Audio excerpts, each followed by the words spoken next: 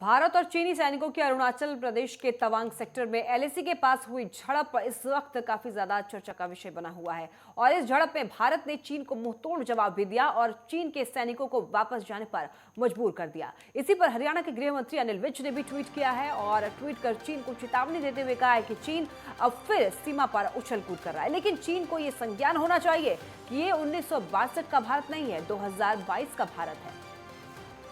Tawang sector में चीन और भारत के बीच में झड़प और इसके बाद इस झड़प में भारत ने भी मुंहतोड़ जवाब दिया चीन को। चीन के जवानों को खदेड़ा भारत के जवानों ने। आपको बता दें कि इसके बाद हरियाणा के गृह मंत्री अनिल विज ने भी ट्वीट किया है और उन्होंने लिखा है कि ये 1962 का भारत नहीं है बल्कि 2022 का भारत है, जो बिल्कुल भी चुप नहीं बैठेगा, मुंहतोड़ जवाब देगा।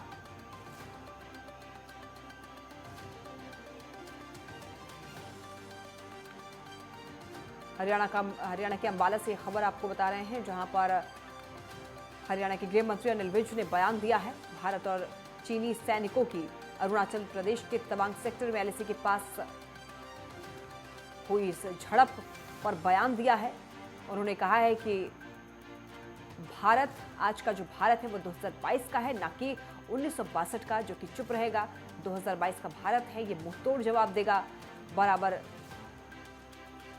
मुंहतोड़ जवाब देने के लिए भारत तत्पर है। एलएसी के पास झड़प इस वक्त चर्चा का विषय बना हुआ है और इस झड़प में भारत ने चीन को मुंहतोड़ जवाब दिया है और चीन के सैनिकों को वापस जाने पर मजबूर कर दिया है। और इसी पर हरियाणा के गृह मंत्री अनिल विज ने ट्वीट किया है और ट्वीट कर चीन को चेतावनी दी है। चेतावनी देते हुए लिखा है कि चीन अब फिर सीमा पर उछल कूद कर रहा है, लेकिन चीन को ये संज्ञान नहीं है। चीन को ये मालूम होना चाहिए कि ये 1962 का भारत नहीं है बल्कि 2022 का भारत है। ये मुंहतोड़ जवाब देगा, घर में घुसकर मारेगा।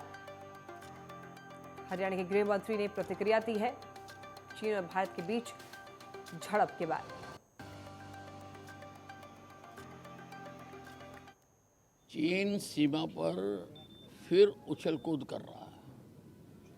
चीन को ये संज्ञान होना चाहिए कि ये 1962 के कमज़ोर दिल प्रधानमंत्री जवाहरलाल नेहरू का भारत नहीं है, ये 2022 के शेर दिल नरेंद्र मोदी का भारत है। इसलिए सावधान रहना चाहिए।